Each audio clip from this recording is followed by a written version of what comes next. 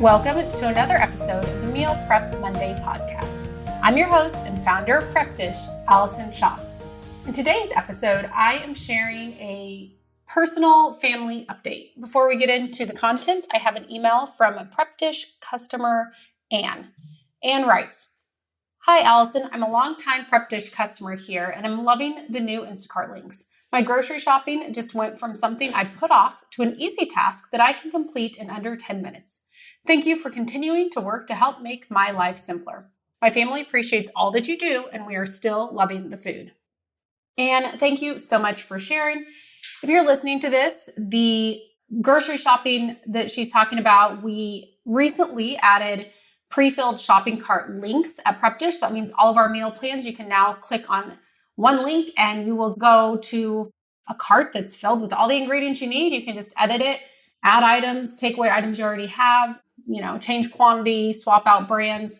But essentially, your grocery shopping is done in 5 minutes or even less. So if you would like to try out our meal plans, now is a great time because they now all include these links to a pre-filled shopping cart, and your groceries are then delivered to your house. They can be used for a variety of grocery stores depending on which area you live in. So if you want to check that out, go to prepdish.com/MPM, that's short for Meal Prep Monday, and try out our meal plans and the grocery links for 14 days for free. Okay, so for today, I know I've ended up sharing this in some of the previous episodes, so you may have already heard, or if you're on our email list, but I wanted to do an official episode that the Schaaf family has gone from 3 kids to 4. So a transition of a family of 5 to a family of 6.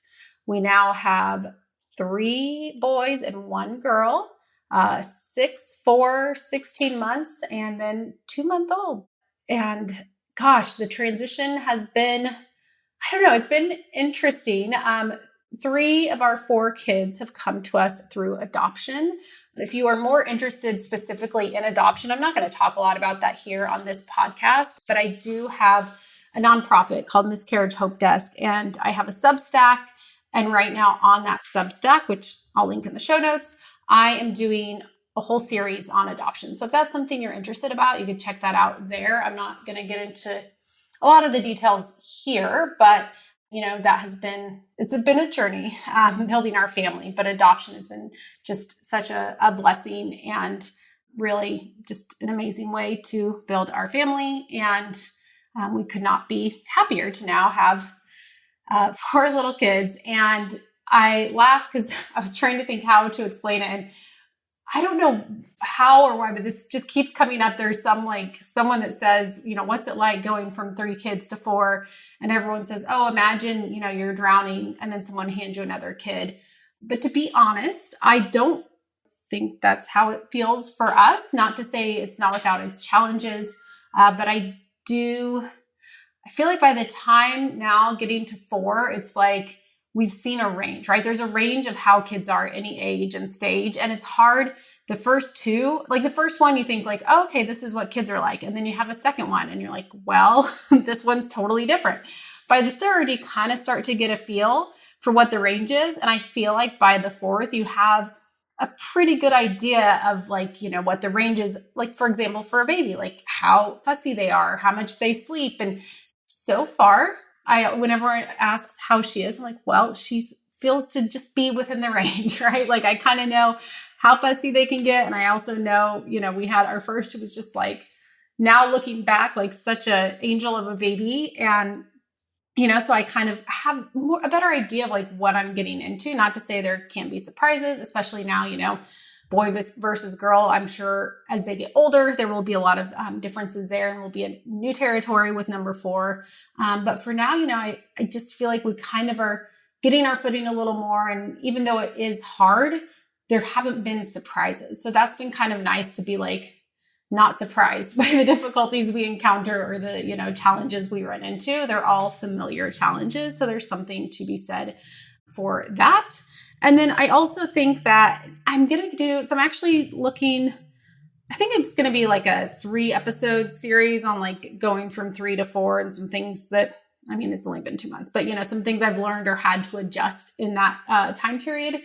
So I'm going to get into this more in one of those, but one thing that has been helpful is, just having older kids. Having a 6-year-old is a lot different than having a 2 or 3-year-old when you have a new baby. The 6-year-old, he's able to help a lot more with not just the baby, but a lot of things. And, 6 and 4, both, like those ages are both really helpful. Not that the 16-month-old doesn't want to be helpful.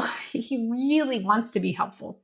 And we give him lots of opportunities to help, and he does quote unquote help a lot, but that help, yeah, it's its own kind of help when you have a toddler. So he's very helpful in his mind and sweet to have around, but also, kind of a handful in his own way. I'm also learning that, as challenging as the newborn stage is, I think the toddler stage might be the toughest, at least for right now in our season. I feel like, each of them can pop up with challenges, but I think that 16-month-old time frame, they're just into everything. So I feel like he is kind of the most hands-on of all of the 4. But they're all very sweet and have their own, unique little characters. So that is the big news in our house. And yeah, it's been kind of a long time coming, with the adoption. We had been working on this since we started the process, I want to say June of last year. So when our 3rd turned right around the time, actually it was before he turned 1, because I thought we had to wait until he turned 1 to start the next adoption process. But it turns out we just had to wait until his adoption was finalized, which was last June when he was 6 months old. And we knew we wanted one more. And so we started that process last summer, and it's been, some ups and downs to get here. And we are just so happy to, have the family that we have today. And I'm excited to, share more of that with you. So, and like I said, for the next 2 episodes, so next week, I'm going to talk about some time management hacks and how I've had to even,